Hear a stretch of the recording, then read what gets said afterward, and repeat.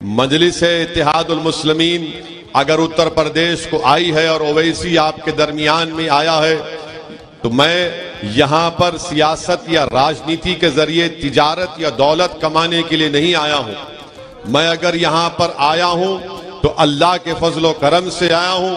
میں یہاں پر آتا رہوں گا تو اہل دل کی دعاؤں کی وجہ سے آتا رہوں گا، اور میرے آنے کا مقصد یہی ہے اور یہی رہے گا کہ آپ کو نیتا بنایا جائے، آپ کو اپنا حصہ ملے۔ ساماجک نیائے اور حصہ داری کی جب بات اویسی اور بابو سنگھ کشواہا کرتے ہیں تو ہمارا ماننا یہ ہے کہ راجنیتی میں بھی ہم کو اپنا حصہ ملنا چاہیے، شکشا میں بھی ملنا چاہیے، نوکریوں میں بھی ملنا چاہیے اور ٹھیکیداری میں بھی ملنا چاہیے۔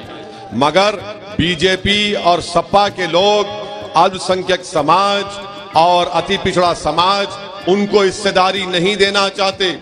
وہ یہ چاہتے ہیں کہ الپ سنکھیک سماج کے لوگ سماجوادی پارٹی کے لیے دری بچھائیں، اپنے پیٹھ پر لاٹھیاں کھائیں اور اکھلیش یادو ملئی کھائیں۔ یہ اب نہیں ہونے والا ہے۔